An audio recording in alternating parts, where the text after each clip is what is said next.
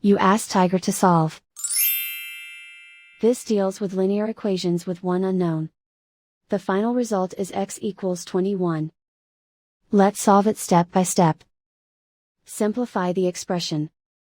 Expand the parentheses. Simplify the arithmetic. Group all constants on the right side of the equation.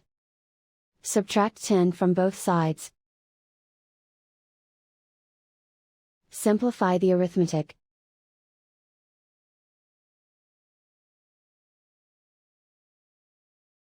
Isolate the x. Divide both sides by 5. Simplify the fraction. Find the greatest common factor of the numerator and denominator. Factor out and cancel the greatest common factor. And so the final result is x equals 21.